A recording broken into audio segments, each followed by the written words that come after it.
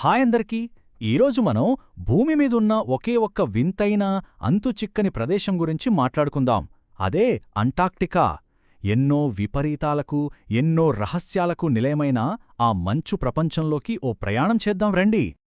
చూడ్డానికి తెల్లగా మెరిసిపోతూ ఎంతో ప్రశాంతంగా కనిపిస్తుంది కదా.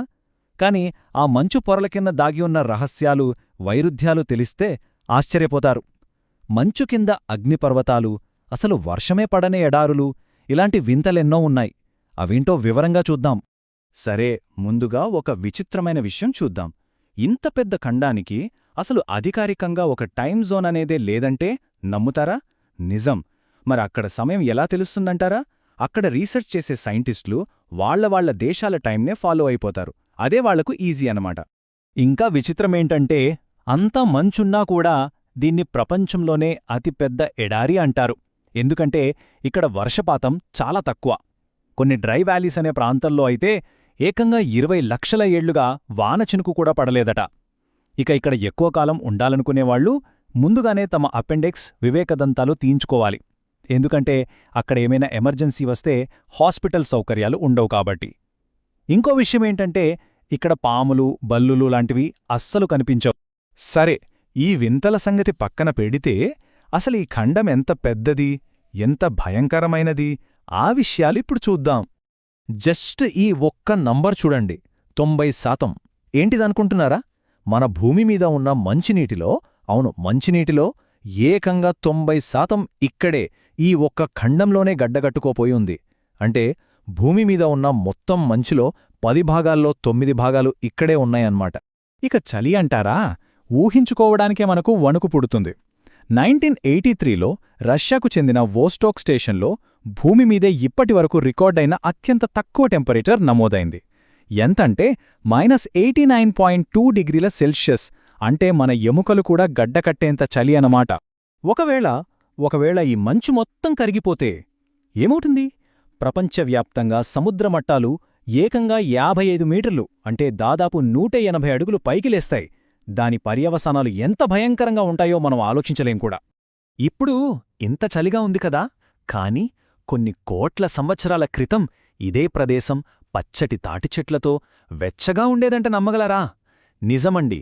సుమారు 53 మిలియన్ ఏళ్ల క్రితం ఇక్కడ టెంపరేచర్ 20 డిగ్రీల సెల్సియస్ కన్నా ఎక్కువ ఉండేదట. నెమ్మదిగా టెక్టానిక్ ప్లేట్లు కదలడం వల్ల ఇది దక్షిణ ధృవానికి జరిగి ఇలా మంచుఖండంగా మారిపోయింది. మన గ్రహం కాలంతో పాటు ఎంతలా మారిపోతుందో చెప్పడానికి ఇదో అద్భుతమైన ఉదాహరణ. సరే, ఇంత భయంకరమైన చలిలో అసలు జీవం బతకగలదా? ఈ ప్రశ్నకు సమాధానం ఉంది, లేదు, రెండూను. అదేలాగో ఇప్పుడు చూద్దాం. అంటార్క్టికా నేలమీద చూస్తే చెట్లు లేవు, పెద్ద జంతువులు లేవు, దాదాపు నిర్జీవంగా ఉంటుంది.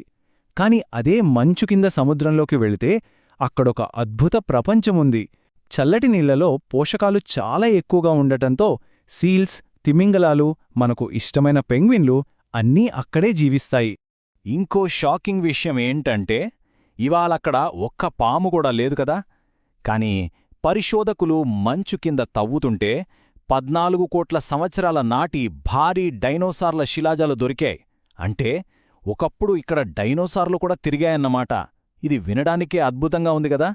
సరే, ఇప్పుడువరకు ప్రకృతి వింతల గురించి మాట్లాడుకున్నాం. కాని అంటార్క్టికాలో మనుషుల పరిస్థితేంటి? అక్కడ రాజకీయాలెలా ఉంటాయి? ఆ విషయం కూడా చాలా ఆసక్తికరంగా ఉంటుంది. టెక్నికల్గా చూస్తే అంటార్కిటికా ఏ దేశానికి చెందింది కాదు. కాని ఒక 7 దేశాలు మాత్రం ఇది మాదే, ఇది మాదే అని చారిత్రకంగా వాదిస్తూ వచ్చాయి. ఎప్పుడంటే 20వ శతాబ్దం మొదట్లో కొత్త ప్రదేశాలను కనుకుంటున్న రోజుల్లో అన్నమాట. ఈ దేశాల మధ్యలో అర్జెంటీనా అయితే ఒకడుగు ముందుకేసి ఒక మాస్టర్ ప్లాన్ వేసింది. 1977లో మా భూభాగమని వాదించడానికి ఒక గర్భిణీ స్త్రీని అక్కడికి తీసుకెళ్లి డెలివరీ చేయించింది.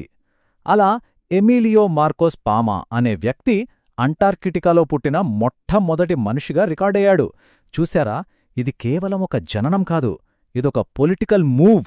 ఈ గొడవలన్నీ చూసి ప్రపంచ దేశాలన్నీ కలిసి ఒక నిర్ణయానికొచ్చాయి. 1959లో ఒక చారిత్రాత్మక ఒప్పందం చేసుకున్నాయి. దాని పేరే అంటార్క్టిక్ ట్రీటీ. ఈ ఒప్పందం ప్రకారం ఈ ఖండం ఎవరి సొంతం కాదు, ఇది కేవలం శాంతి, సైన్స్ కోసం మాత్రమే. సో ఈ ట్రీటీ ఏం చెప్తుందంటే 1 ఇక్కడ ఎలాంటి సైనిక కార్యకలాపాలు ఉండకూడదు, 2 న్యూక్లియర్ టెస్టులు అస్సలు చేయకూడదు, 3 ఏ దేశం కూడా ఇది నాది అని వాదించకూడదు, ఆ వాదనలన్నీ ఫ్రీజ్ చేసేశారు, 4 ఏ దేశమైనా సరే సైంటిఫిక్ రీసెర్చ్ కోసం స్వేచ్ఛగా రావచ్చు. అందుకే అంటార్క్టికా పాలన మిగతా ప్రపంచంతో పోలిస్తే చాలా డిఫరెంట్గా ఉంటుంది. సరే, అంతా బానే ఉంది. కాని ఈ ఖండం భవిష్యత్తు మనందరి భవిష్యత్తును ఎలా ప్రభావితం చేయబోతోందో ఇప్పుడు చూద్దాం. ఇది మనం చాలా సీరియస్గా తీసుకోవాల్సిన విషయం. క్లైమేట్ చేంజ్ వల్ల అంటార్క్టికా మంచు చాలా వేగంగా కరిగిపోతోంది. ఒకవేళ ఇందాక మనం చెప్పుకున్నట్టు ఆ మంచు మొత్తం కరిగితే ముంబై, న్యూయార్క్, లండన్ లాంటి పెద్ద పెద్ద కోస్టల్ సిటీస్ అన్నీ నీళ్లలో మునిగిపోతాయి. ఇది మన అందరి సమస్య. మరిచిపోకముందు ఒక చివరి ప్రశ్న. ఈ 1000 అడుగుల మంచు పొరల కింద ఇంకెన్ని రహస్యాలున్నాయో? ఇప్పటిదాకా మనకి తెలియని జీవజాతులు బయటపడతాయా, లేక ఎప్పుడో అంతరించిపోయిన నాగరికతల ఆనవాళ్లు దొరుకుతాయా? బహుశా ఆ మంచు కరగడమే ప్రపంచంలోనే అతిపెద్ద మిస్టరీని మన ముందుకు తీసుకురావచ్చేమో. ఆలోచించండి.